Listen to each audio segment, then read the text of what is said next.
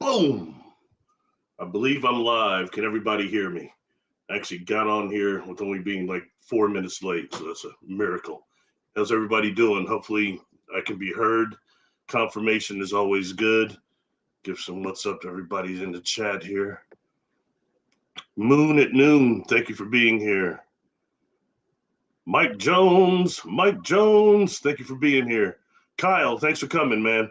Always appreciate all your support, Kyle. You're very supportive, man. Thank you very much. Always appreciate it. Cosmic Joe, welcome. Thank you for being here. Verse, thank you for being here.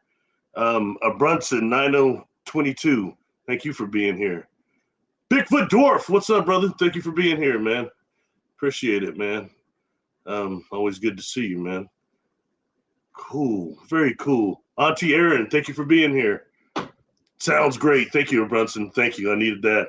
I always need that reassurance, my man, because it's like, man, I still just have that PTSD from not being heard that time. Well, I thank everybody for being here. Kind of people check in. I'll kind of just start chatting a little bit. All right. This is one of those subjects that I was going to try to get all technical about and break down and things like that. And I decided to go against that and really just mention maybe some of the premises of what we're dealing with here. And then it's for everyone to do their own investigation and just to be aware of it. And sometimes it's just the seed of being aware of it. All right. That kind of brings this up. And this is, it's coming up where there's no doubt. I'd heard that guy, Big Homie that I think Jessica Jones is in communication with. Just saw the Bigfoot in the case and all that taxidermied. Interesting tale. He was saying something about the people that are patrolling remote viewers, that are the patrolmen, like the sentinels in that arena that actually are going around and actually grabbing souls of remote viewers. I don't agree with that, but hey, it's not for me, my deal.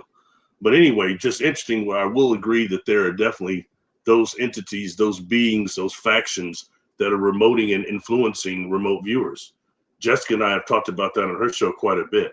It's important to do protections and things of that nature. And a lot of times you've got these people that are doing a type of astral viewing and they're not protected.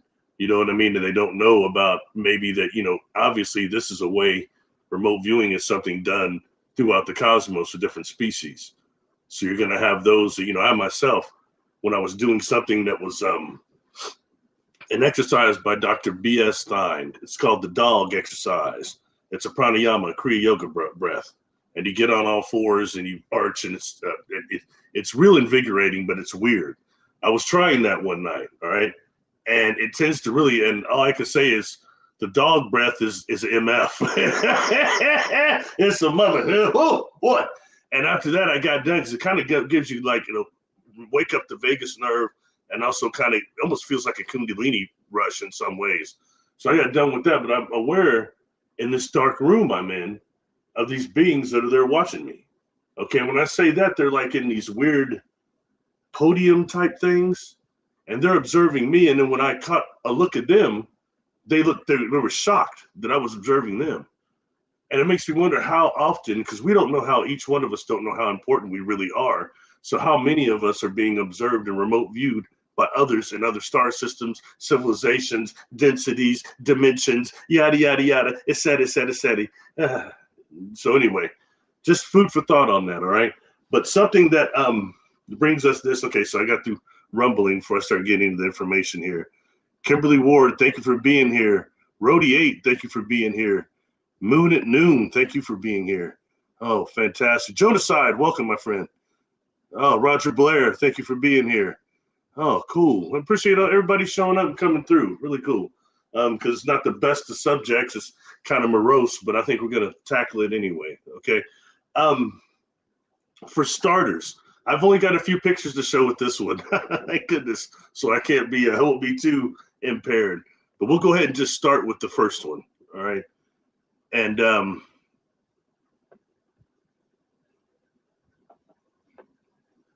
because it's just a good layway into what we're talking about.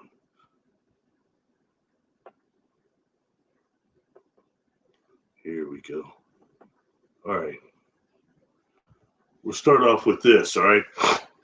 And I couldn't find, I apologize, everybody, I couldn't find the exact stat or the exact, the one that is, okay. So with the Free Foundation, what is currently now known as CCRI, Conscious Research Institute, run by Ray Hernandez and involving Rudy Shields and all those academics, really good deal that they done. I still enjoy the information, okay? And something that they had discovered, and if you start really looking into it, and this includes me, that is the closeness of contact and near-death experience, okay? And how many people that are lifetime contactees like myself have had a near-death experience like I have, okay? So it's not, so I'm not unique in that way. It's much more common than you would think. People that have had contact experiences their whole life have had some type of contact experience or near-death experience as well. And so a lot of that, you know, some of that, the philosophy and some of the information goes into, you know, not just near-death experience, but the contact scenario and also the out-of-body experience as well. You know, it starts going into and tying into all those together and how they're not maybe separate as we think they are. So we're going to start with that premise right there, what I just said. So I'm sorry that I couldn't find, of all things, the survey question that was, if you're a lifetime contactee, have you also had a near-death experience? That chart is like overwhelming, skewed to the yes. All right, but this is just one that was interesting. So, you know, do you have memories of you visiting or receiving glimpse of heaven or what can be called the spirit world? You know, just the ones that answered that, find that interesting, you know, is that's overwhelmingly, you know, about even. I say it's about a half pie, but still very interesting, you know. And when I'm bringing this up, because there is a time within the death process that I believe we're open to neuroprogramming. That would be a type of dream engineering. And actually, I think the way they would do it is similar to the way that they're engineering dreams, targeted, incubated dream, but we'll talk about that in a minute. Sorry, I'm getting ahead of myself here. Okay, anyway, so this is just interesting when just saying the amount of contactees that thought they have seen heaven, you know,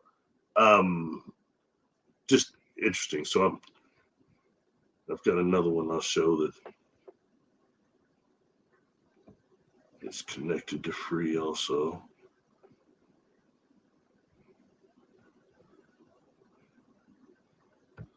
And this just kind of ties in as well. And it's another very interesting question for Free. Again, I just pulled this one because it's somewhat in the same realm as well. So this one, here you go. Did the ETs give you any information about the death process, about life after death or the spirit world? You know? So like for the last question, I had to answer, yes, I have seen, you know, glimpses of the other side, both before I died and during that time too. So so I had to answer that one, yes, you know. And as far as, you know, this one, it's very interesting. The amounts of people that said yes opposed to people that said no. You know what I mean? And during my experiences, I don't, you know, recall them really talking about dying that I can remember, or the death process and all those experiences. You know, now there were some references to living in other lives though, and living other civilizations, other places, and how many of us do that. There was reference to that, but never to exactly about our death process that I recall. So anyway, but I just think it's interesting when just throwing that in there. And again, I'm just bringing this up because this is part of the Free Foundation, CCRI, and how they addressed, and a major thing, that a theme that they had was the closeness between near-death experience and the contact scenario, especially for those that are like lifelong contactees. They tend to have these near-death experiences. I'm one of those individuals, big time. And, you know, I mean, it's interesting because this comes down to something I'm going to bring up, all right, which is I have had a client, I've seen a couple of times, but there's one unique I'm thinking of, And this individual is starting to get noticed in the public. They're doing a lot of stuff and they're talking. And they've never actually said that I was one of their regressionists. So that's it. That's cool though.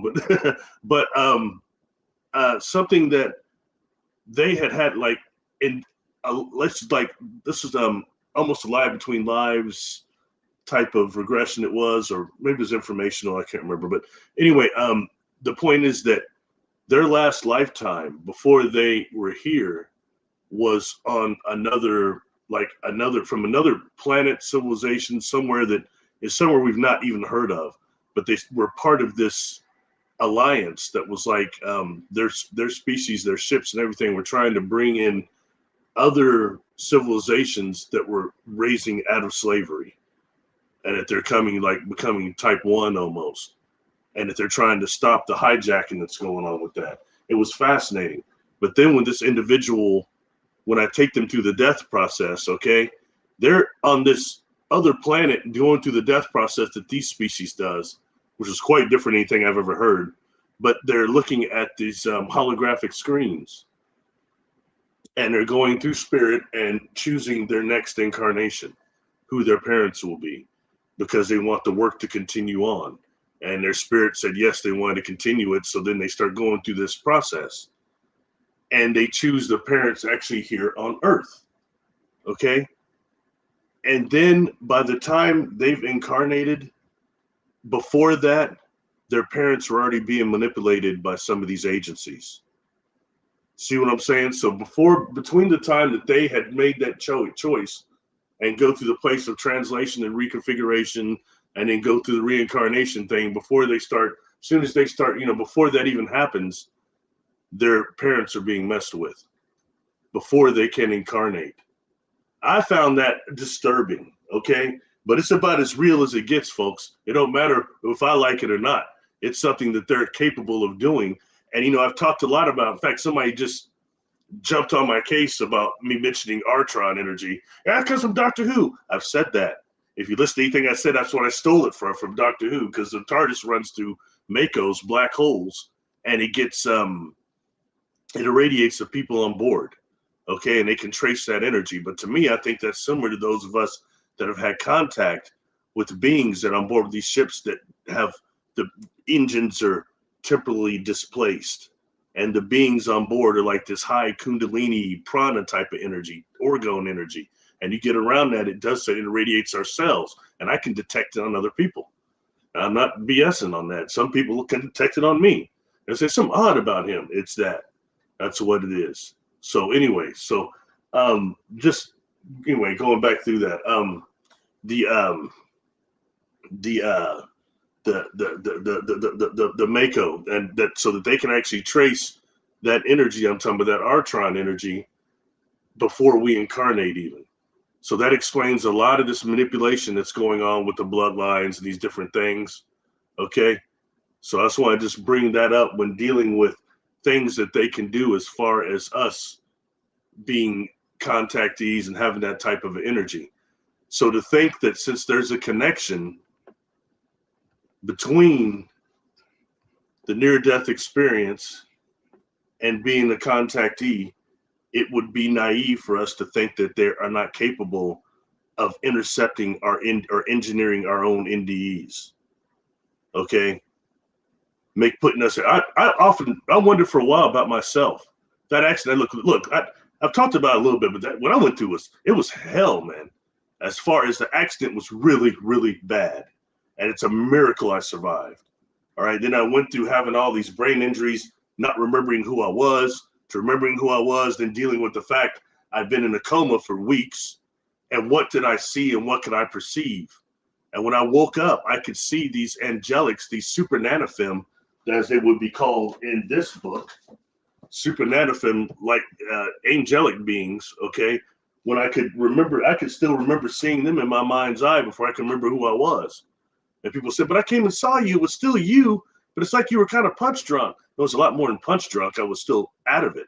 I had not cleared it out yet, which means remembering who I was. And it's basically, for me, that means my pattern of decision making eluded me. For someone like me, that's everything. Okay, because I've been in leadership positions, and I know how to do that. Pattern of decision making. but it was eluding me. And that was very disturbing, okay? But God blessed me to get through that. But the point being, I could still see these angelics in my mind's eye before I knew who I was. And then I came down to thinking, okay, when I saw that, and then I saw my uncle and my grandmother, I had these experiences. And I can remember being other places too. This would have been during the time I was in this coma. And I took a long time afterwards thinking, okay, was I suffering from what they call cerebral hypoxia, which is the last oxygen in your brain is processing, and so you're seeing lights and things and stuff like that? Or was it some sort of neurosynaptic jump? I think they call that too, like where you get charged and you start seeing things and response to the trauma and things. So I went through all those things. And, my answer to people that ask that question to me is, I'll tell you what, reality is real to the perceiver. So had I not come back here, I would have been there dealing with that. Okay. And I know some things and I also took time to try to ascertain how much of what I saw and experienced was also my brain responding to external stimuli. Okay. Being in a different state. So I spent a great deal of time before I got asked to speak to the Traumatic Brain Injury Association of my state. To these doctors who wanted me to talk about this stuff. So anyway, take it for what you will. But the point being that I wondered if that was not engineered to shut me up before I could start talking, or if it was also to activate me or anything. And I took a great deal of interest in Mary Rodwell's research concerning contactees, lifelong contactees that have these horrible accidents and these miraculous healings almost. And they wind up being not the way that they should be. And it's almost a miracle of some type. And, for me, I'm one of those people. I didn't sustain one catastrophic traumatic brain injuries. I took 4, 3 hematomas and 1 diffusal axonal, which means my brain turned in the case. Okay. And that's what was killing me. The swelling and not being able to operate my cardiovascular system. All right. So that's why I take the whole TBI things. And sometimes I get irritated when people start talking to me about healing in some of these groups and stuff, because they're using that like a cliche word. Look, don't talk to me about healing. I've done it for real. There's no BS. That is not something that you just go talk to somebody about healing this. They don't really ain't healed nothing. They ain't been through real trauma like that. Those of us that have know what I'm talking about. And so it's irritating sometimes somebody just quoting that like it's a hipster term. It's not, man. It's real healing. Real healing takes place in multiple levels. I didn't understand why they kept telling me I was an example of neuroplasticity, why these brain doctors kept telling me that. I'm pretty good, but I didn't know what neuroplasticity was at that time. So I went and looked it up. As soon as I got out, I went and looked it up. I found out. And now I've become very interested in the default mode network and how plasticity can actually regenerate it through journey spacing. I find that fascinating. I'm very interested in the brain, how it functions since. Anyway, sorry, I digress. Let me go back to what we were talking about. The near-death experience, okay? When dealing with that, since they know that you're a lifetime contactee, there's a good example that whenever you have this NDE, if it's not engineered, that they can intercept it.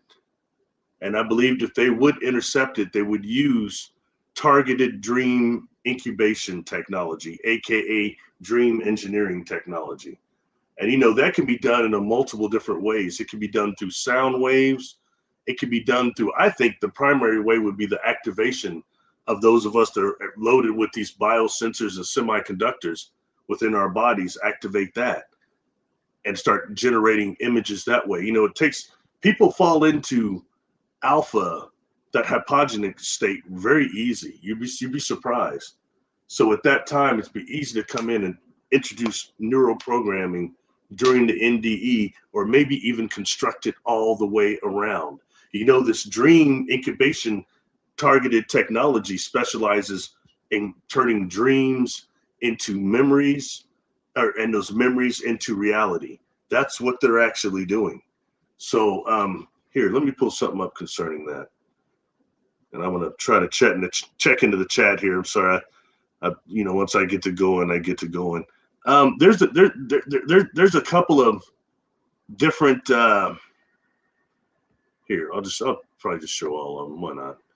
There's not many of them, so you don't have to deal with my incapacity to to get these pictures up quick. But I think those of you been with me see how it's going much faster than it did.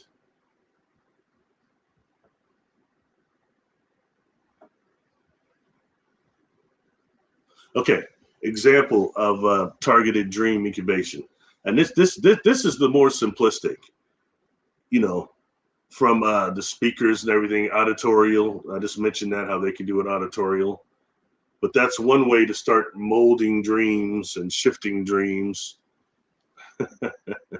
recording dreams, and then playing them back to us.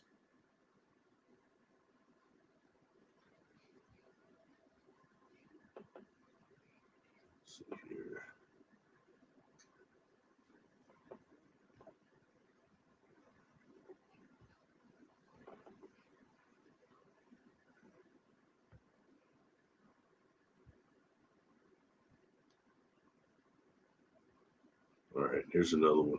And these are actually ones that I did a video a while ago on targeted dream and incubation. It's been probably years ago now, but there's some pictures that were some of those that I thought were useful, you know. And this has gone more beyond, and now I'm sure they can do it much more remote than they could here. You know, there's a company called Dormio. Dormio is really advanced. At least I remember trying to find, you know, some of these companies that were more transparent in what they're doing with this dream technology, like the Japanese company. In fact, let's go to that. But interesting, isn't it? And Dormio, actually, this might be from them because they also have these headbands and these wristbands that can help do targeted dream incubation. Now, I've got a picture of their company logo here somewhere. I'll try to find it. Sorry, I should have had this more organized than I did.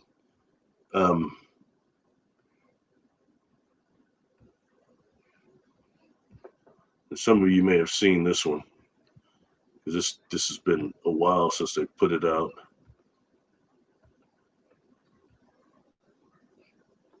Boom. Right here.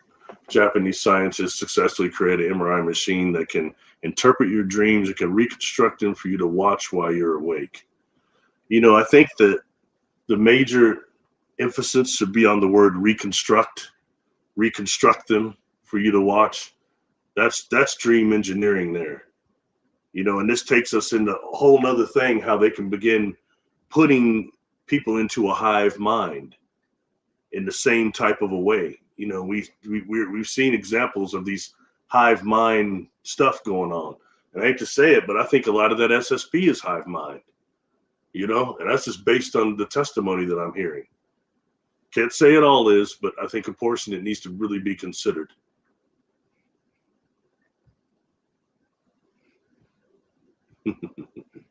All right.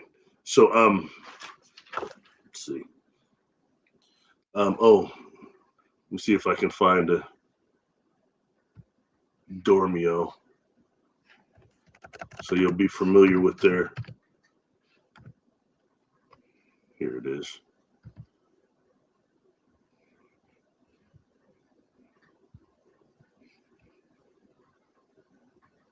And I would advise everybody to look into this company. Just check them out. You know, like I said, I can't, you know, I'm into the one that showed just some bit of transparency of what they're doing, how they're doing this manipulation. So you can only imagine how it is in the private sector. This will be what, at least 20 years ahead of anything we're seeing now, if not more. There they are. That's the one that kept coming up. Like I said, I did that video a couple years ago, folks, so I may be a little bit out of date, but they were pretty advanced. They were one of the more advanced companies that was admitting that they were doing, you know, these types of manipulation of dream construction. You know, it takes us into things like, you know, one of my favorite movies of all time is Dreamscape with Dennis Quaid.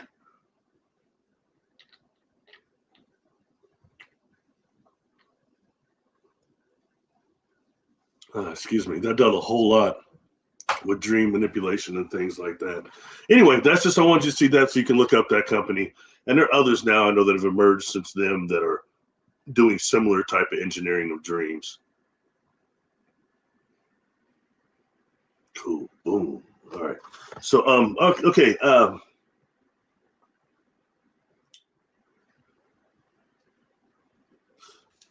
Actually, that's a lot of it. That's a lot of what I wanted to go over. Is the engineering that's going on with dreams, how they could be intercepted at the NDE level, especially when you're dealing with alpha state things and even down to delta state. But I mean, I think it's just worthy of saying, because right now, what's brought my attention to this is I've talked to a few people that have said that they had a hellish experience during their NDE. Okay. And it makes me curious about, one is because to some degree, how much of it is our own demons coming back that we have to face. And when I talk about that, we've got the 5 parts: the mind, body, spirit, and the negative self. And the negative self, look, it takes up a lot of energy. All that self-efficacy problems, self-doubt, self-confidence problems, self-esteem problems, future projections of things being miserable, the stuff like that comes from the negative self. It's very strong. A lot of energy goes into that. Then you get trauma, and it fractures down into the negative cells, or to the negative identities. Okay. And the negative identities react in a way that's negative to the self, to where the spirit parts of us, that is just really energy with the creator, is positive and responds in a way that's beneficial. But the thing is, once you get that fracture of the negative self, you've got the subconscious that comes up and grabs it, which is really part of the default mode network of the brain, and then buries it. But then the default mode network is also temporal in a way, and so we start repeating things again and again and again. See what I mean? And that's and it's a negative, and that goes into future projections. So everything we're seeing in the future is negative, and we're unaware we're doing that because the negative identity has been suppressed by the default mode network, aka subconsciousness. Okay, that's what I've found in my work and what I work on dealing with. All right. Anyway, so that reason alone tells you that it's easy to intercept during anything that we're doing that would be paranormal, such as having an OBE or an NDE, things of that nature, and just giving us the auto suggestion of there being soul traps and false light. And then our souls are just so weak, our spirits are so weak, anybody can take it, and they're trapping you here and there and doing this. I mean, it's nonstop, and it's demeaning the power and the part of you that is one with the creator, source, whatever word, God, whatever word you want to use. Okay. And there's a part of us that is still connected with that and is immortal, and views our whole immortal soul existence, lifetimes. You can start accessing that. People doing past life regression know what I'm talking about. So that's, so it's a situation of, you have the auto suggest of this false light, these traps and these horrible things. Then we've got our own karma you face. If you look at something like the Bardo Thodol, the Tibetan Book of the Dead, it talks about the processes, the days after death, how you go through all the positive and negative. The first you go through like all the negative you put out during the panoramic life review. And then I went through somewhat of that, where when anything flashes in front of your life, your whole life flashes in front of your eyes when you're going through that, but you start in all the choices and intention that you had with others comes back a millionfold. So it's the negative stuff you've been putting out comes back enough to scare people back into incarnations lower than this one. Okay, so how much of that they're experiencing is their own demons? And that's why I say you have to face your own demons. Okay, our own negative selves and negative identities. We can create them, we can decreate them. But how much of that is influencing their near-death experience? I'm putting it out there. Okay. Then another thing would be, okay, are they actually getting hit by weaponry, or are they being activated during their near-death experience to experience this negative stuff? Okay, and it's some type of a neuroprogramming. And if they can get enough people to experience that and get them into a hive mind, then you start having more substance for this war against the light. And that's what this shit is, man. It's a war against the light. You know, people ask, how come cleavage women don't talk to me anymore? It was about the light. They're against the light. They want to pursue the gray alien, Rudolph, and whatever, and bring the fear mongering, more. You know, it's not, but no solutions. That's the problem. So there's a war against the light, the dark and light, positive and negative. It's real. You see it right now, and I see people getting used by it all the time, used by these devils, these dark entities that don't have bodies, and they don't care. They use these people and then they laugh at them. And they do it by using them to attack other people and have them doing crazy things, saying nut things. And then they sit back and laugh. Those individuals don't care. Those beings don't care. They're sucking up that negative energy. Okay, so it's reasons like this I'm bringing this stuff up, because I know that we can be influenced to a degree, but our mindset, and I can tell you, I will say it again and again, that our natural progression outside of the body and things, with the exception of losing the memories to the depository of creator, to the beak of the eagle that we've talked about, how that consumes life memories. All right, outside of that, that is not, these things I hear are not the natural progression of our death process. And you know, that's just kind of the way it is. So I'm not saying no, it doesn't happen, but it's definitely not the majority, by no means. And I think that needs to be acknowledged, as also with our own power. How we're said to be no power, like we don't have, you know, people are saying, oh, we don't have a choice when we die and we're forced back here. There is a choice. I had one. I remember being told I had to come back. Okay, but I wanted to. I didn't finish the work I was supposed to do here, so I came back. And it's my divine, my superconscious that was saying that. It's your own superconscious. It's you that will send you back here. It's not somebody else. But see, it's too hard, because then we incarnate here and you get all this damn trauma and it's miserable living here. And people, I didn't agree to come here at all. I didn't want to be here at all. I'm trapped here and all this stuff. And, you know, to a degree, when you see, all it takes a little bit of trauma down here and to see all the war and feel that vibration long enough to feel that. And to think like I used to think, that this is a prison planet full of lost souls. I was sure of it.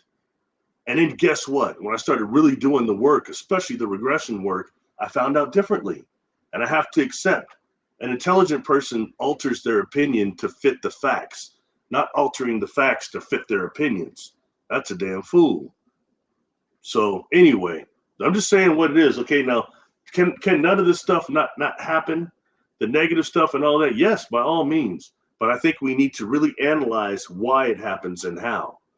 Okay, how much of it is something that we've incarnated through our own intention, our own karmic, our own negative self. How much of it is that versus then what can be orchestrated and interfered by others? Where's the barrier there? Where's the line? But it's important, I think, to be aware that there is a line. There's a difference. You know what I'm saying? So that's why I bring that up. And, you know, so my thing is, you know, anybody that's had one of those negative experiences, I'm by no means putting that down, but I would encourage you to find out exactly how was your superconscious, that part of you, that immortal soul, how was it really controlled by who and by how? That's, you know, that's the point there, because it's not natural, and we're not that weak. And I can say that during the time of the regressions. And I've had some serious ones. So, you know, like for another example, when dealing with that and the death process, what happens when you give somebody a past life regression and you think it's not on Earth? It happens quite a bit. For me, anyway, I've encountered it a few times. And I get really interested in finding out about the other civilizations. You know what I mean? How they operate, whether they're in another dimension, density, universe, whatever the case might be. But I think that's, you know, that's where a lot of that is interesting, and how some souls go through. And I've had different types. You know, somebody that chose to wander around, kind of explore universes, you know, when in a different energy form for containing their consciousness. They went through a different process of translation and reconfiguration I mentioned before, and that they called it the zone of cold, which I thought was fascinating. But, you know, it's just things like that when you get these different types of individuals that, you know, that have not been here, or a situation where you do a past life regression, the person was just alive not that long ago. You know what I mean? It's maybe they're only dead technically 50 years in transit or whatever, or less. It's weird. It's all it's on the soul. And I've talked to others, you know, people that have been here, had incarnations here, and then they describe going somewhere else, incarnating somewhere else, then coming back here by choice. But they'll describe these other lives and then coming back here, what it was like to live these lives before coming to this one. That can't just be dismissed, you know, because we're dealing with consciousness. This is a conscious event.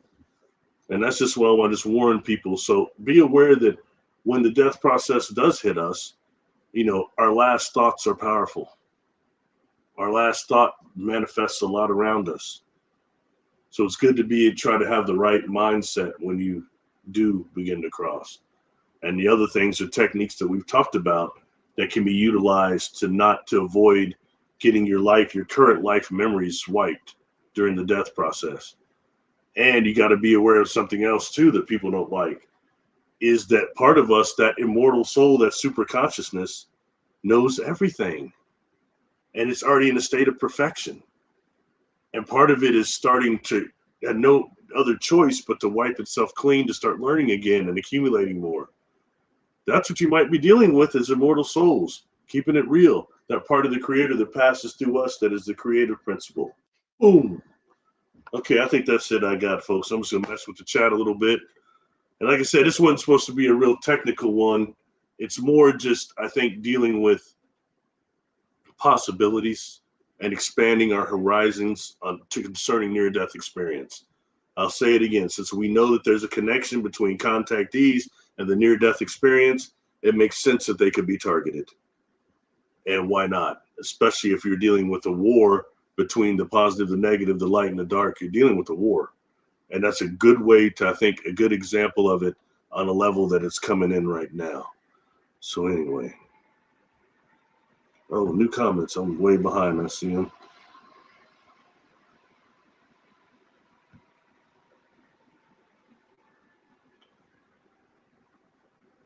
Greetings. Oh, I can't pronounce Shadeo, I think.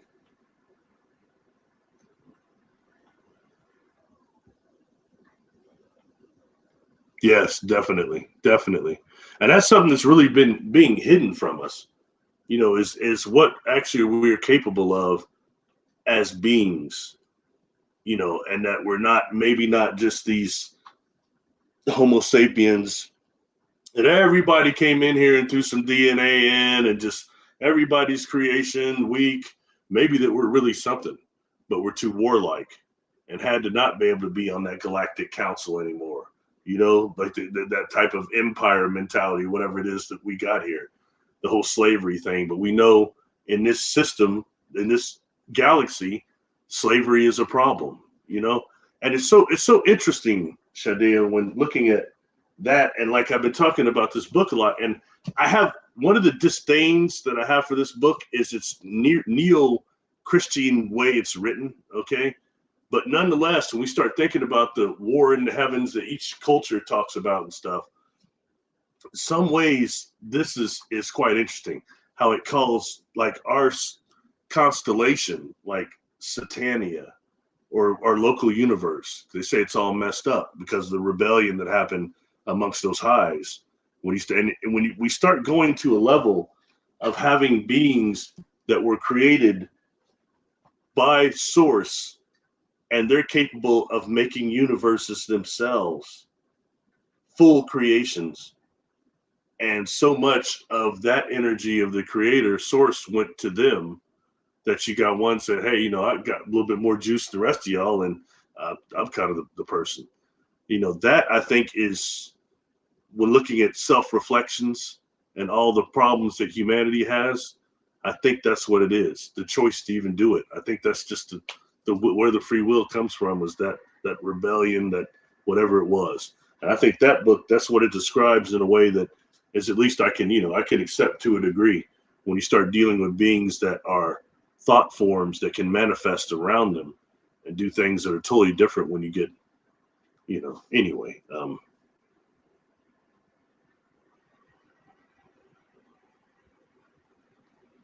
Cosmic Joe. Yes, agreed. Well said, my friend. Well said. And, there are ways to do it. Meditation, of course, is good, and the breathing techniques, but there are other ways like stopping our internal dialogue. If you can stop talking to yourself, that's when we like really turn multidimensional. So that's another way, keys like that, or learning things like gazing techniques and how to actually project our intent of will. That's what creators do to create things. Really, it's a projection of will too. When you get negative entities off you, it's a projection and intent of will, making sure you get them off, pushing them off, and that intensity. So it's pretty cool. But I agree with you. It's a great statement. Thank you for that, Cosmic Joe. Oh, God, I can never say your name right. You're Sir Supervisor. What's up, man? Thank you for coming. You mean a place hijacked by Dracos? Honestly, I think that the Draco thing is kind of crap. I mean, it's just it's so commercial now. Reptilians, Dracos, and all this and that. You've got these demonic forces that are coming from like different universes and different densities that are way more than any Dracos. You know what I mean? I find that just some of that just kind of I don't know. The reptilian thing just doesn't have super power with me. Not saying they don't exist, but I think they're given too much credit when you've got non-inorganic beings right here on Earth that are these vibrations separate from us that are much more reality and horrible than these quote-unquote reptilians that many of the people I talk to ain't even really seen one. And when I start asking people, they say, oh, I saw one astrally. Okay, that's a lot of imagination involved in that also. My point, have you actually been on a craft and seen a 10-foot bipedal crocodile in front of you?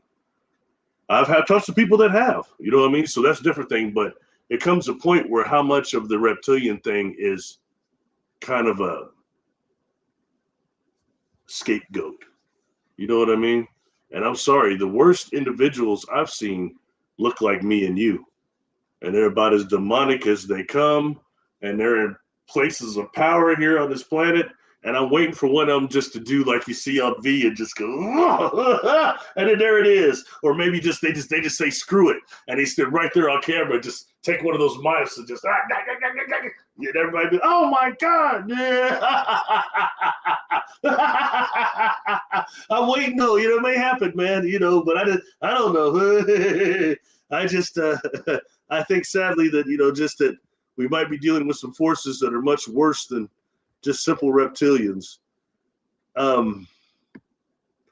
Interestingly enough, with that, I did do a regression where this actually it was an earthbound spirit rescue, and it was from a being that was some type of mantid, and and it said that it got earthbound because their ship got attacked by what they said was, they didn't call them Dracos, but they said reptilians.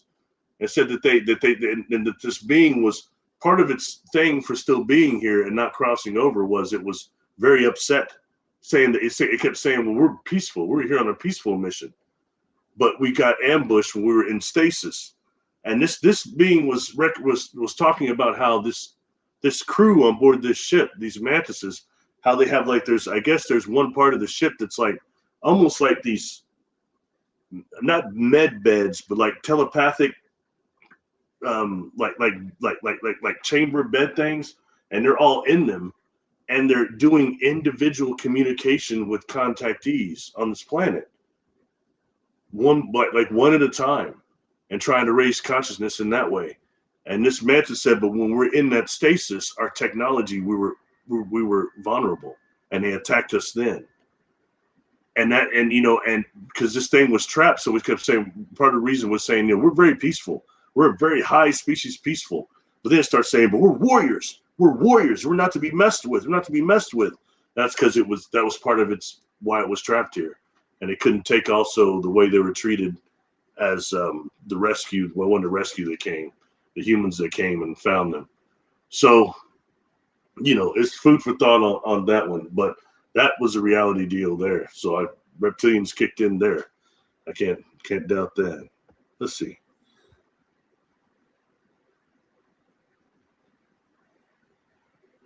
Was that a outer body experience, or was that a regression, or what was that? That's interesting. Oh, sorry. That's interesting.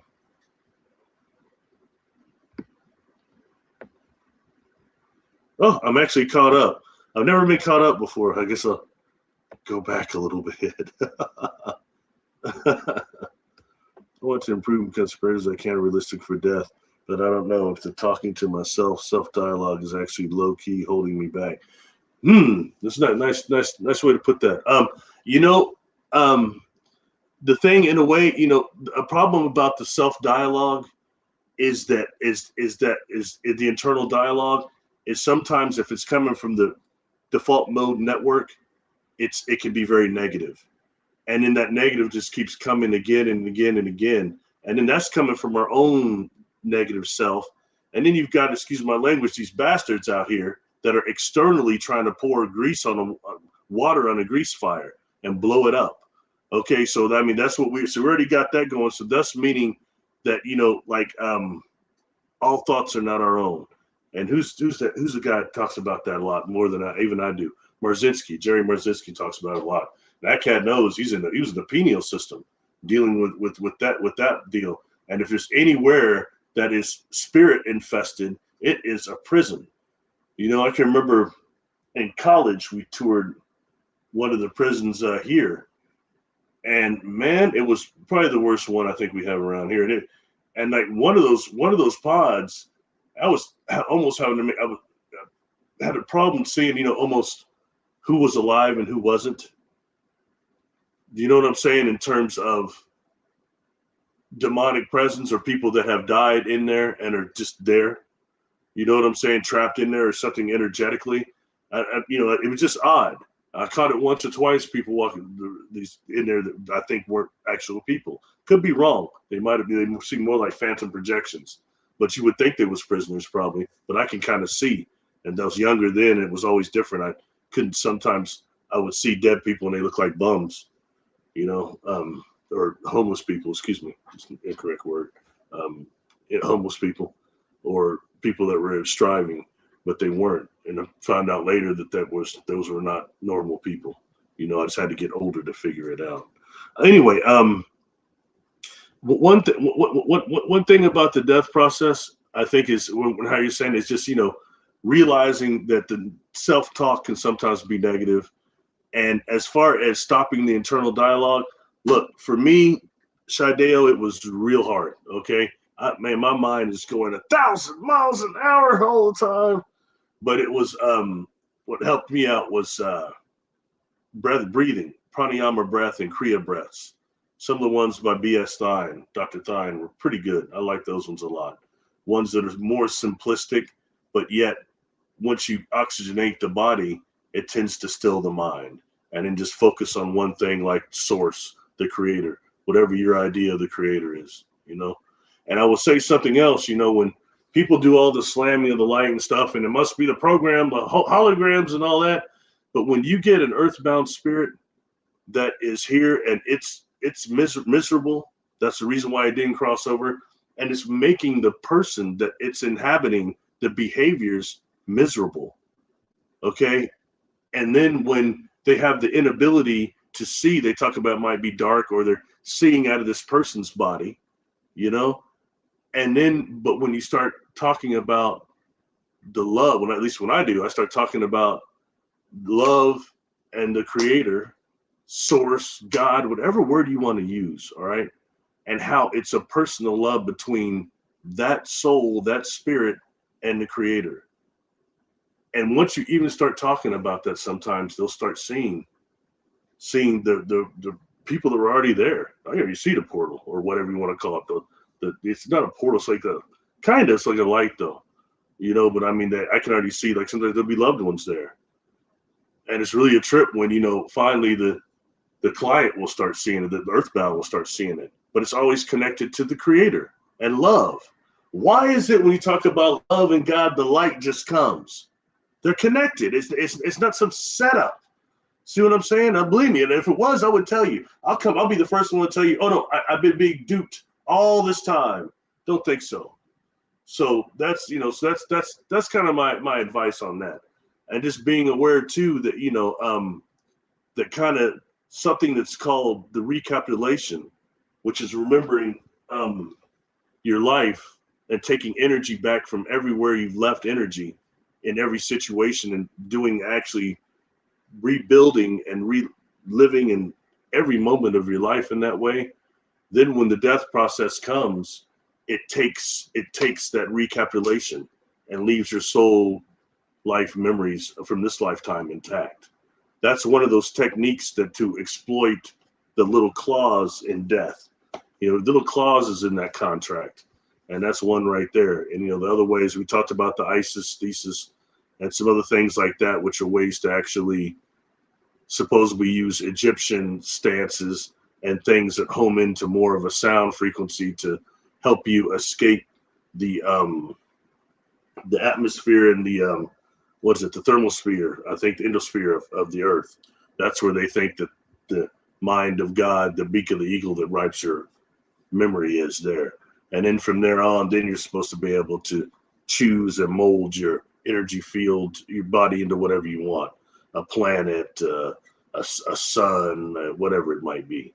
Just another one of those techniques, you know, that's offered just where it comes to dealing with the death process. So good comment on that. Thank you for that. Just going up a little here.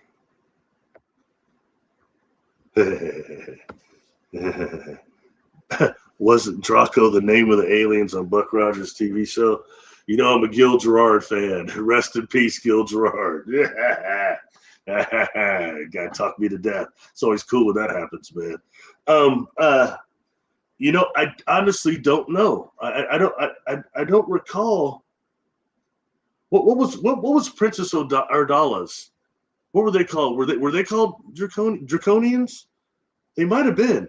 She was my favorite, Princess Ardala. Oh yeah, the secretary of Matt Houston. So I don't know. A good TV show though. You know, the thing that I liked the most, that whole series, I thought the coolest one was when they had the space vampire out there. Can't remember what he was called exactly, but the way he looked and the thing that the power would get him and the way they killed him and everything, I thought that was a pretty good one. It reminded me of a movie that a lot of people don't remember called Life Force. And that's like the second time I saw Patrick Stewart. First time he was in Excalibur. And the second movie I saw him in was called Life Force. And that's about space vampires that came to Earth and they were like taking people's life force. Pretty good movie actually. But a lot of people don't seem to remember it. But thanks for that question. I love nostalgia on TV. You know that. So.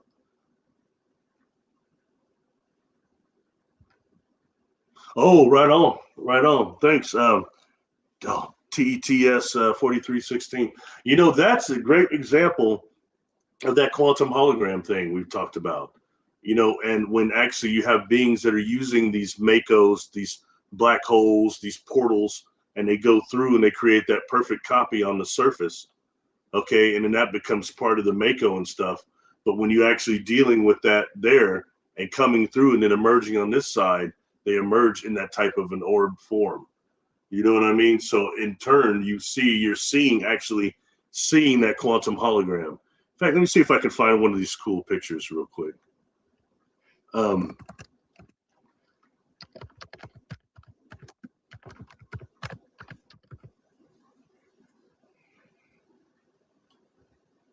Here's one. I found it. Oh, I can't believe I got it that easy. Lucked out. That was a luck out there. Okay, let me put this up.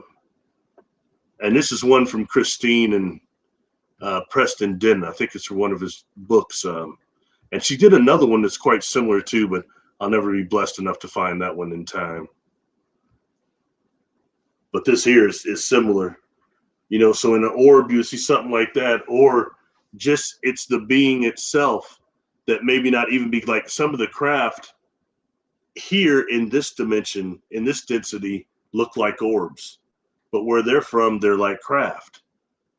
So that's one situation. Or you have a situation where you have a being that can actually take its Merkaba and its dream body, okay, and it can actually use that and contort that when it goes through the quantum hologram. So that way you're seeing actually the face of the being inside of the orb.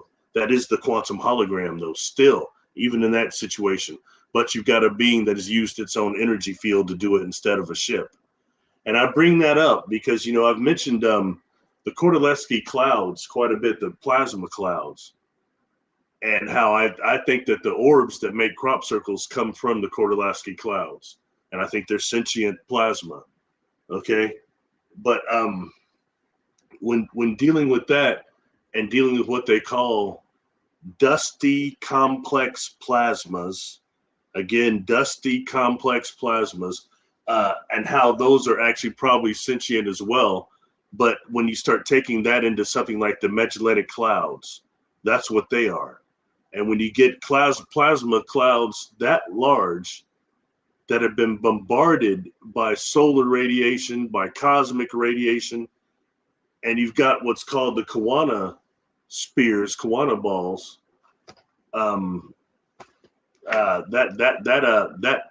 that meaning that that there's like a layer that goes over this plasma, and when they're getting bombarded by cosmic and solar radiation like that, it can make the very complex plasmas that become sentient in ways we don't understand.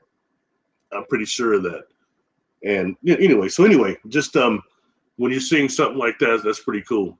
And my friend Bill Spicer, the first guy I ever did an interview with, he wrote a book with that woman, Margie Kay, I'm not a big fan of. Sorry, I should have said that.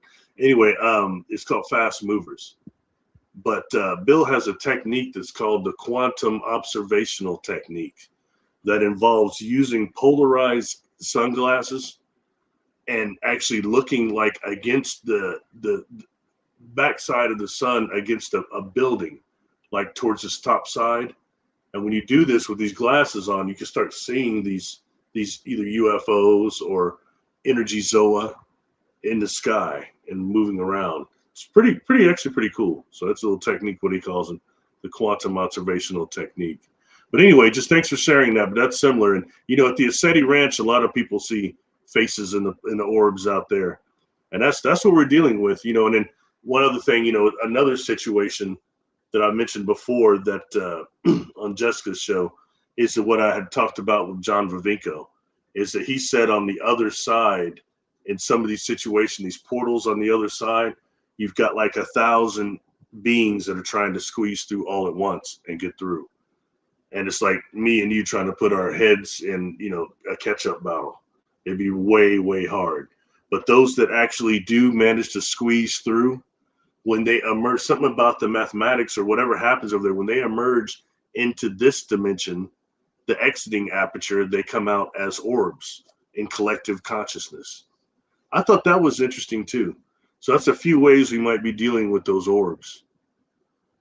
Actually the Free Foundation, the CCRI did a bunch of stuff on orbs. When I was looking for that other one, I saw a bunch of the questionnaires there. Anyway, thanks for sharing that. But yeah, that's definite, contact.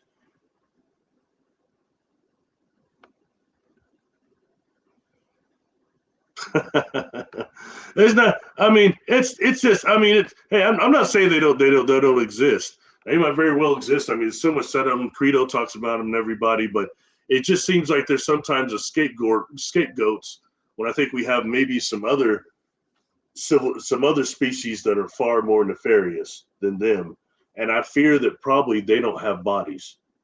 They're inorganics, and we've got this because you notice there's like in the dreamscape, we get these two types of inorganic beings that come. The ones that they call allies that show up as odd objects or odd things that are out of place in a dream. And then once you can do a gazing at them, they'll turn into something different, normally energy if you can see. But then you've got the others. That's one type of inorganic being.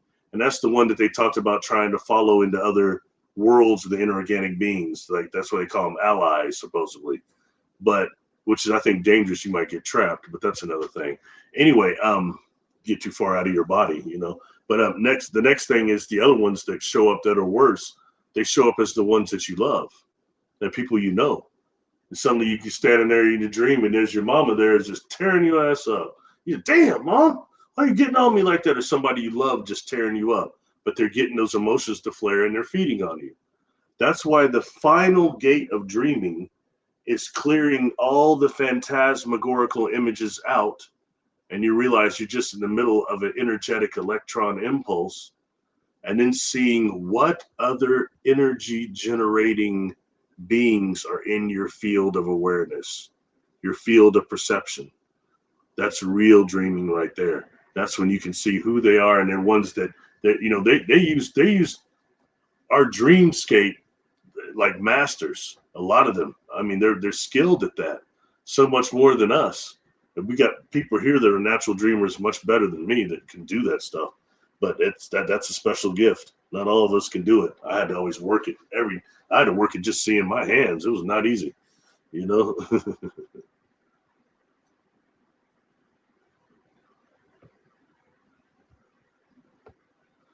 Also, is it bad? I tend to talk to myself often.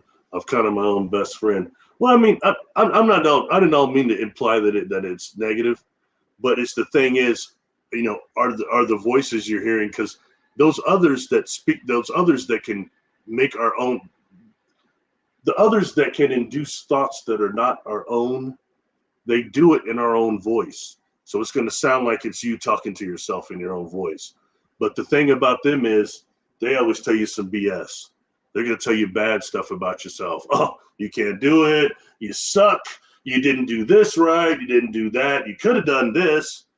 And in the future, you're going to screw up like this. So just be aware of what content is coming with the voices and talking to yourself. That's all I'll say on that one.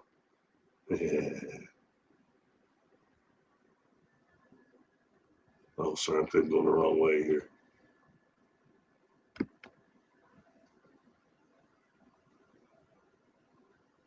Wow.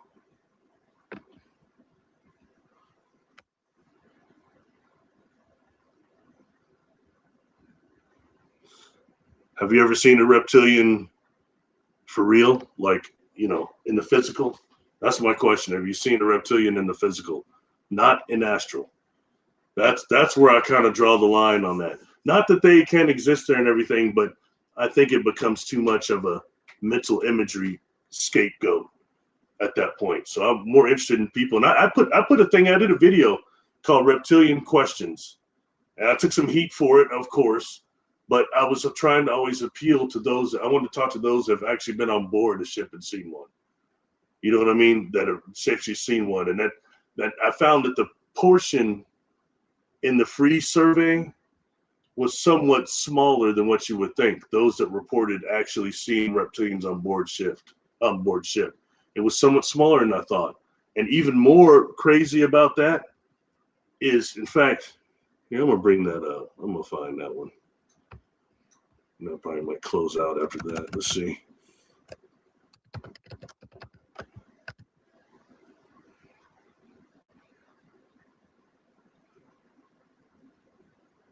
There we go.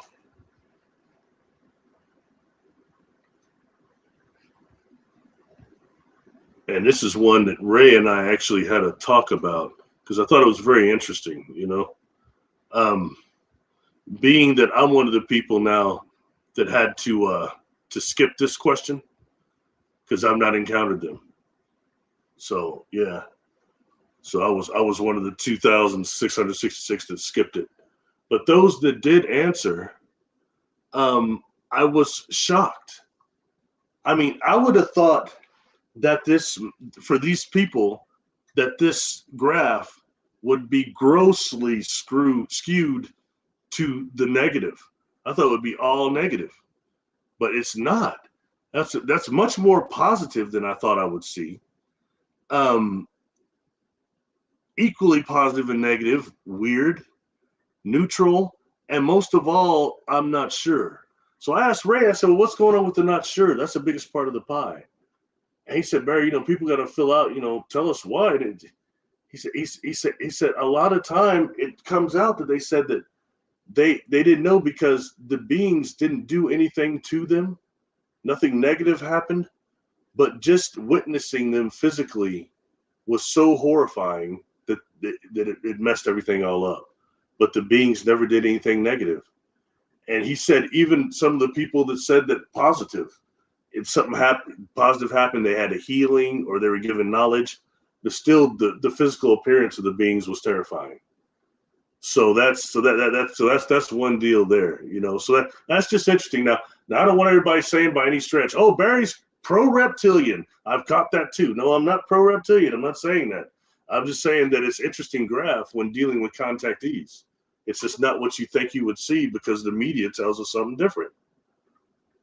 And how much about what we hear about them comes strictly from the media and that type of outlet. Media in these new age circles. Okay? So I'm not saying they don't exist. I'm not saying that they're not negative, whatever. But I think that we don't have the full understanding of what those beings are. Maybe how many different types of them there are. The difference between the Dracos and then the Saurians that were supposedly related to the Hadrosaurus and would be probably one of the primary species on this planet. They've not been wiped out or whatever happened to them. So, just things like that, the Saurians, the Dracos, and how many other reptilian species are there that we don't even hear about that maybe get a negative rap underneath just this Draco thing?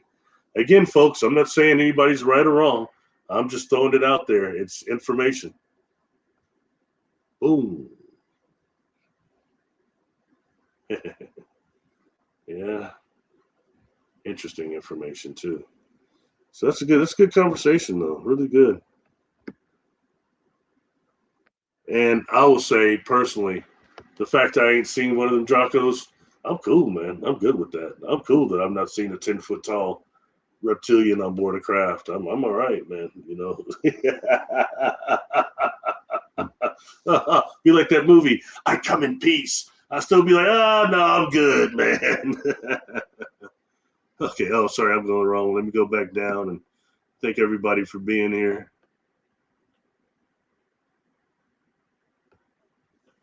Oh, two things. Oh, okay. That's one there. That one there is that all those are not your own. And there's something that can be done, a dissolvement of the negative identities that can get rid of a lot of that. It can stop a lot of that because they just kind of feed with a negative identity. What's up, Danielle? Thank you for being here. Oh, I don't know. There's probably some people more expert than that on me. I still go on by, what did they say? What one thing, was it white wine a day or was it red wine? It's supposed to be good for the heart. I'm not even very good with the different types of wine. Some of it's all right, but I was never real big on the wine. That's an interesting question. Maybe somebody can answer. I don't know. Generally, I know that too much of any quote unquote spirits can be negative for our spirit or for our energy field anyway. So that might be the thing there. But as far as done like maybe the way Picard does it, Picard 07 or whatever, what he was doing, all the wine stuff, man. Oh, Jean-Luc. Sorry, I can't be more help on that one, Danielle. But somebody in here might know, though.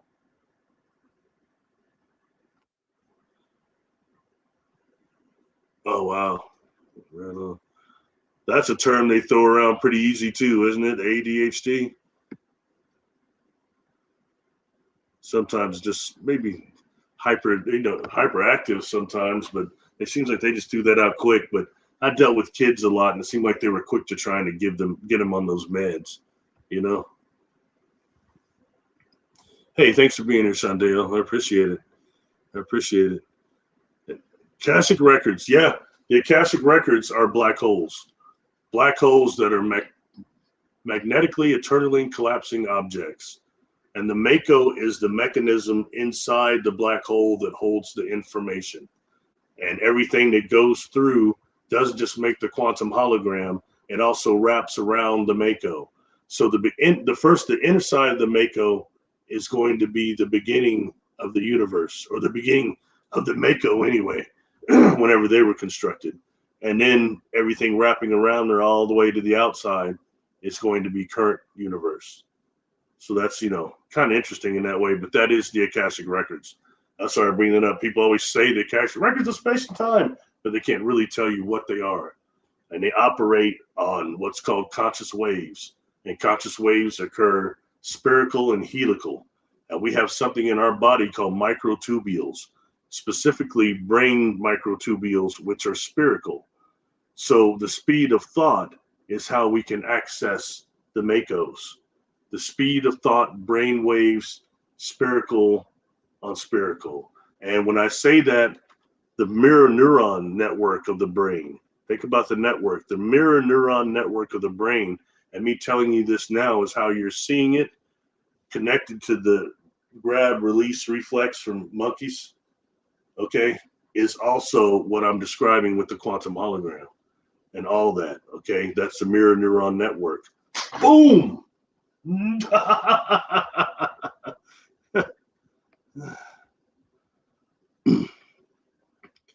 Oh, somebody that remembers that movie, right on. TET's 4316. Thank you. Somebody reminds the movie. Everybody I think they tripped out because, like, the first time I saw it was on Cinemax, and the chick's walking around like naked most of the time, and people's all tripped out on that or whatever. But they weren't like getting like the gist of it of like what she actually was and what she was doing, But that, I thought it was a good movie too. One that didn't get noticed as much. Just like I talk about another good movie, which is nobody seems to remember how the Arrival. But when I say The Arrival, everybody thinks about the newer movie that came out. There was one that came out a long time ago with Charlie Sheen, and it was a different one where they had the beings that were like had the reverse legs. I thought they were very interesting looking.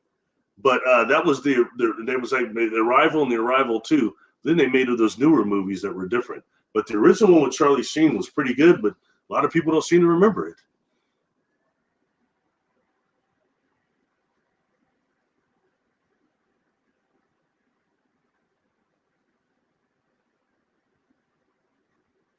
Guys talking about orbs, that's cool. Yeah, orbs. I think there's a few different explanations for them, but they're definitely way interesting. Oh, cool. Thank you. Well, thank you. Thank you for even taking the time for me to pull them up. Cool. Right on. I'm glad one of the pictures helped. Thank you, Shadeo. Bounty Hunter Bear.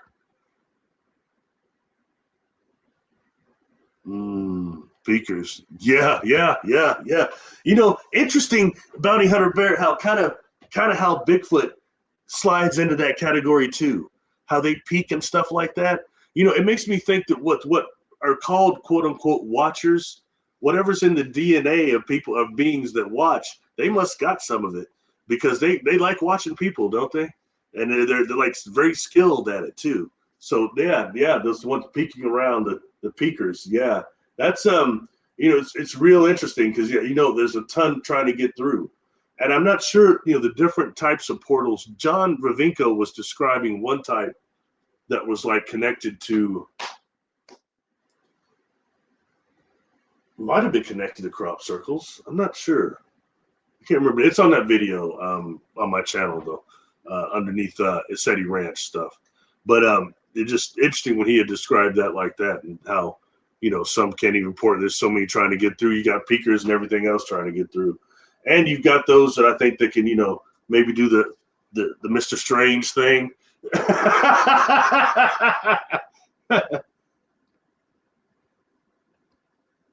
One of the best movies ever.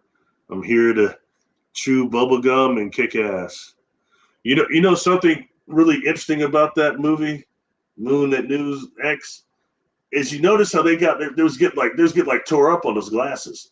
Remember, it's getting like real high on them, man. It's walking around, oh man! Remember, they're like getting tore up. And then they perfected them to where they had the contact lens that took away that effect of them being like high and stuff. Yeah, towards the end of the movie, just before the guy told him they got this gravitational lensing thing. Sunfire Goddess, thank you for being here. Appreciate you being here. Appreciate exchanging information about crop circles with you earlier. Yeah. I was telling them that the crop circles, I think the spears that make them, the interject, I think they maybe come from the Kordylewski clouds. And that's why in that video that I had Jessica remote view, they were going up. But by the same token, I do agree that the chakras are maybe like kind of chakras of Earth or something similar to that. And maybe even markings, area markings for time travelers once we've evolved beyond the Homo sapien container into something different. Is it high energy plasma? Midwest Nitro, Gerald, that's cool. Yeah, good people. Real good people. Welcome, Leah. Thank you for being here. Big evil, definitely an organic. Yeah, you're right. Yeah, definitely. You know, I've mentioned before, there are, you know, the types of shadows that I've seen, different types of shadows, and how I've seen them attacking people and actually draining them for DOR, deadly orgone radiation, loose, whatever things we want to call that, you know. And I've seen those weird looking eel things. There's something bad. I've seen these. I had mentioned a client that I had that had something on them that looked like that salt vampire from Star Trek, a cross between a salt vampire and a lamprey. You know, the lamprey has that, yeah, like that, but it had these flaps over it that were opening, these 4 flaps, opening and closing. It was really disturbing. And this thing was so entwined in their energy field, I think it would take a team of people to get it out. Probably an exorcist, a priest, a shaman, you know, probably, yeah, a sorcerer too, probably several to get that thing out of them and off them. So, you know, that stuff like that, it's like, whoa, and there's still some type of inorganic being. And, you know, those are beings that seem to lurk around those portals too, and seem to come through those portals and seep through or sneak through or something. But people that are around a lot of portals always got to be careful, stay protected, because a lot of times those negative entities, we don't know what the inner aperture is on that wormhole. You know what I mean? What's the entry aperture? Where is it? What dimension? What universe? What realm? And this is the exit aperture. You know, I mentioned earlier the Kordylewski clouds and how they're actually dusty, complex plasmas is what they're called. But the Kordylewski clouds are just smaller versions of the Magellanic clouds. And I'd had an experience with those Andromedans where they had showed me, now, you know, I was asking questions. They said, you know, the Andromeda Council. Well, what does that mean? From where? Where are y'all from? That's like me saying, you know, I'm a Milky Wayan. That don't mean nothing. I'm from Earth. I mean, like, we're in the Milky Way. There's a big galaxy. So the Andromedans, but they show me this one of the arms, like just a lower part of an arm of Andromeda, and they show me these Magellanic clouds in that area. They're huge. So these huge, dusty, complex plasmas. And they said that they were also portals, and that when one of the exit parts of these portals was outside of Jupiter. They're showing me like outside of Jupiter somewhere. And they were saying how a lot of them, they don't need ships to come here. They can just come here physically, but they can't because of the density of this solar system. The density is very dangerous for a lot of life forms. So they come in ships to keep protected. You know, I thought that was fascinating. So when I hear some SSP people or whatever, like Tony, for example, Tony Rodriguez said he talked about a portal type of thing outside of Jupiter. I don't see how he could have known that unless somehow he was aware of what I was told by these beings and shown. You know, so it's, you know, I'm always looking for little threads to make a tapestry, basically. But yeah, big evil, definitely. You've got those types like that, and you know, and the worst thing about that, Shadeo, is that, you know, when they talk about these ones that fell and all that, it gets a little religious. I have no religion, but the truth is, the worst of them are light beings. You know what I mean? That's just who they were. They're extremely brilliant light beings, not always white light, just different types of light beings. So we got to be aware that some of the fallen ones may look like that too. They're shining. They mean the shining ones too, but that's they're really bright light beings. That's when Ed Dames, who I thought was too much fear mongering on Art Bell, but whatever, um, the whole kill shot thing, a lot of fear mongering. Not that it's not possible, but I try not to get us on that timeline. But he had done a deal. It used to be on YouTube called Remote Viewing Satan or Lucifer, and he said that they couldn't see Lucifer; he was too far away. And that's odd because this book talks about him being in a prison planet around galactic central, or something similar to that, but way away on this prison planet. And Ed Dames kind of described that, but then he said that Satan, though, kept coming to Earth, his like lieutenant or whatever you want to call it. Excuse me. Keep coming to Earth, and that they saw Satan moving around in a factory that maybe it almost sounded like it was an underground factory, extremely advanced factory, moving around with people, but it was a brilliant light being. He described that. So, it's stuff like that just to be aware of. So I'm aware of it, so that's when I deal with any of these beings, try to find out who are they really, and, make sure you're not getting screen memories or anything like that. Anyway, catch up here.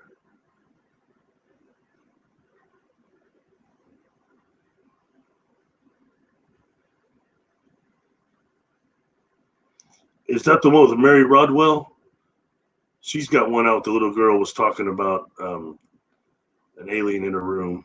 It's not My Mom Sees Aliens. I think it's a little newer than that.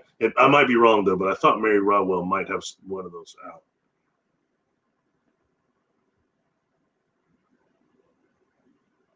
No, right on, right on.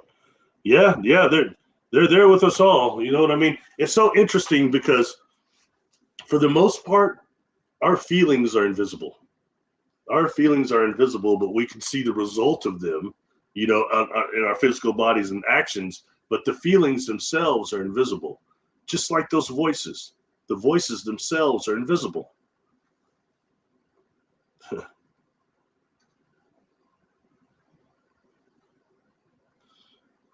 What? A reptilian? Is that what you're saying?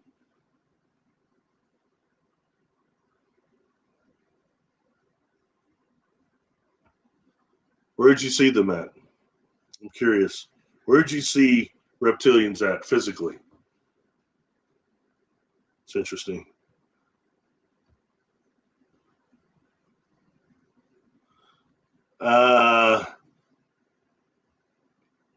Tia, whatever the chick's name, that's who he's talking about. Tia, not Tia Carrere. Tia Carrere is from my generation. She's like 70 now.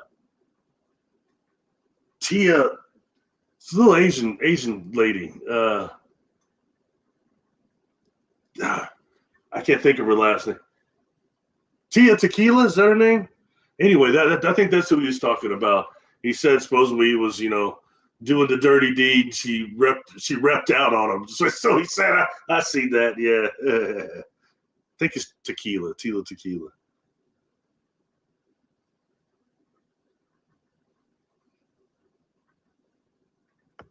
Mm.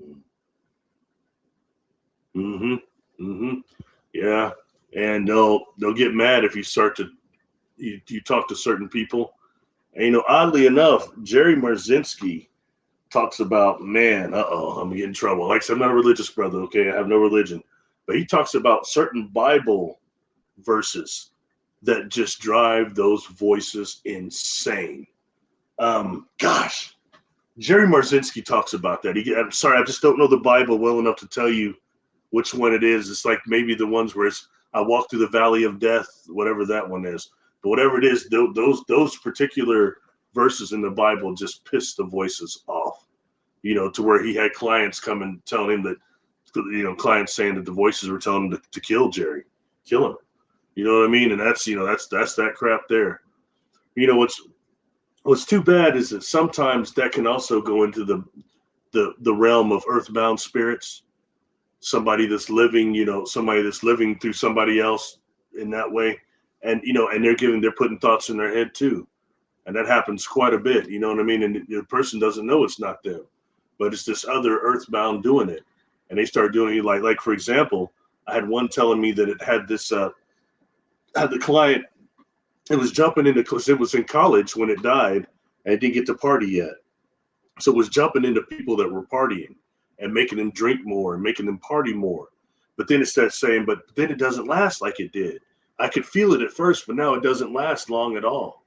So I started telling them, I started jumping in people to say hurt each other, hurt people. And I was, why? You know, so, well, because I'm miserable. They should be miserable. And this wasn't even a demonic. This is like, you know, a kid that died on the way to, on a bus somewhere going to school or something, on his way to school, what he described it as. So a bus accident. So yeah, so I mean, it's stuff like that. And then you get earthbounds on us and they start pushing us that way. And sometimes they don't even know that they're hurting. They're not even trying to hurt, but it's their own thing that kept them here. And they're expressing themselves as behavior patterns in the client. So that's one there. Yeah, that's it. Thanks for sharing that. You shared a lot of cool stuff here. Yeah, you all that saw reptilians though, type it in there. I'm just curious where. I'm not doubting y'all, but I'm just curious where you saw them at. Were they like on board a ship? Was it in public? Was it somebody that did a V on y'all? They just pull off their stuff, or what happened? You know, I'm just curious.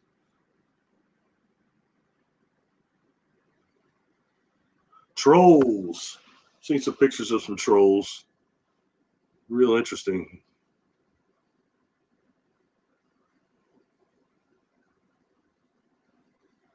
Interesting. Thanks for sharing that.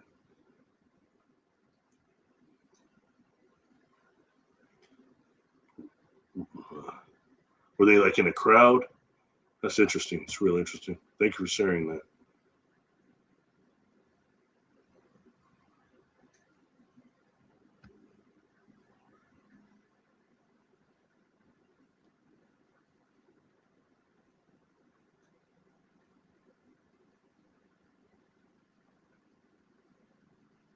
Interesting.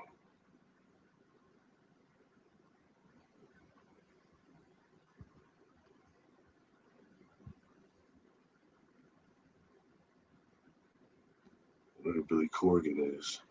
Got me on that one. Oh, sorry. I think I just hit somebody. Oh, I think I just hit somebody's comment. I'm sorry. That was an accident. Oh, I don't know how to get it back. Oh, sorry. I just screwed up.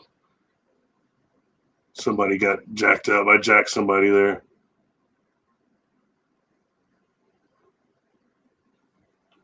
Life Force movie. Might be maybe might be able to find it on YouTube if you type it in. Was it somebody charging $2.99 for it? Okay, thank you, Mark. That must be the what Marzinski's talking about. Yeah, I guess that you start reading that the voices, they get pissed. It might even get rid of them. I'm not sure, but yeah, that's or make them put them at bay anyway. So yeah, thank you for sharing that, Mark. I didn't know which one it was. Man, I appreciate everybody being here. I think I'm probably gonna bring this to an end. Wow, thanks everybody for coming. You guys having a good conversation amongst you all.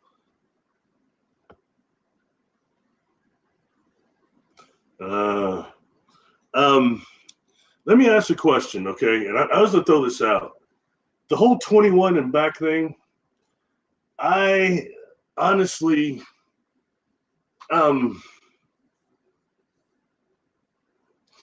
I believe that what they're doing is exposing you guys to these experiences through neuroprogramming. And then what they're doing is downloading and transferring those experiences into digital twins that they're dispatching now on Mars to terraform Mars. And I've seen evidence of this from some advanced scientists now. They're talking about this.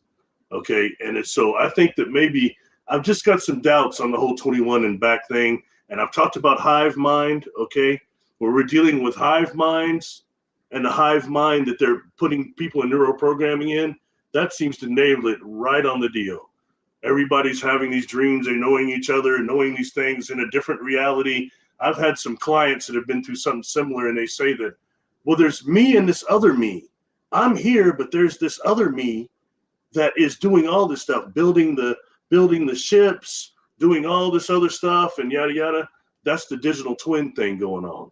And if you look up digital cyborgs, digital twin cyborgs, and how they're transferring consciousness memories into them, I think that's what you all are going through. I think you're being experimented on. I'm just being honest. And if you've been through that, I would advise that maybe you visit my Nexus and get a nonlinear junction detection scan to see what all parts of your body are emitting these frequencies. Is that what causes you to have these experiences? That you've got a ton of biosensors in you and a lot of semiconductors, major semiconductors that they're activating. Are you an activated person? That's my question on that. And, I say that because like when I, talk with somebody like Desiree Foley, she says just like that. She's done all that stuff. She's built the ship. She's been on the mission. She's done a bunch of stuff. And she'll say, but it wasn't real. It's a mind-to-mind, brain-to-mind interface simulation. And she can prove it with data. They do those scans. So that's for anybody that's been through that. Because I wonder for a long time why you all are going through that stuff and people like me are not, and why people like me are the majority. There's a reason. That's what I'm coming to find out. So it's just not to put down anybody's experiences, but if I was having experiences like you just wrote down there, I would be very quick to go get a non-linear junction detection scan from Nexus and to find out where the origin of those frequencies are coming from. They're even putting people in Eniaki. Oh God, I can't say that word. Eniaki rooms, the sound barrier, soundproof rooms, and they're scanning people in there. That's pretty damn interesting too. So.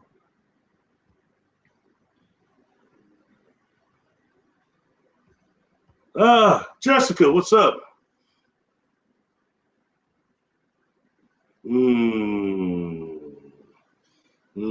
Getting hit with some targeted dream engineering there, Jones.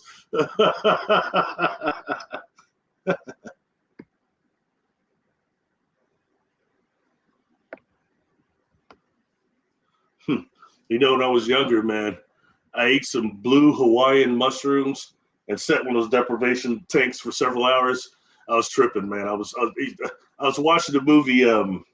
God, this is probably like, man, shit. This must be 90, 91, probably 92, 93. Anyway, it was a movie that I liked always as a kid, and it was called Altered States. If you remember that movie, Altered States, with one of William Hurt's early movies. I think that's the actor, William Hurt. Yeah. Altered States, but what he did was he like ate these mushrooms. He's in this deprivation tank, and he like went back to like he turned into like a caveman, Neanderthal. He was running around town and stuff every time he got in the tank. Anyway, it's just stuff like that that made me always curious. And I was like, what would it be like to eat some mushrooms and go into one of those things? I was in there I didn't turn into no monkey, but I freaked out in there. Those things are just weird. You got the water at a certain level, and yeah, very interesting experience. So thanks for sharing that. Oh, right on. Right on. Yeah. Our altered states. Oh, thank you, Jenny. Thank you for being here. I appreciate you all being here, and I want you to please have a blessed Sunday. Thank you all for sharing your experiences and participating in the chat. I appreciate every single one of you. And hey, don't get me wrong. I'm not against reptilians. I'm not pro-reptilian. I just have questions, and I think we don't get all the information about them that we should. That's all. And I myself have not encountered them, so I don't know. You know what I mean? That's all the beings I've experienced. It's not been reptilian, so I'm no expert on them. But I've asked a lot of questions because I'm curious, because some things seem to not measure up when you deal with the data that came for free. So it makes me curious. Anyway, I appreciate you all being here, for sharing your experiences. And this, again, was just something to hit people to, and to think about how this could be affecting the NDE scenario, and how I think they're trying to use that as a hive mind type of thing. You get enough people that have had these negative experiences, it's enough to put enough doubt to where it messes things up more, get more people earthbound, and cause more problems. That's what we want to stop. Thank you all for being here. Much power to you. Peace.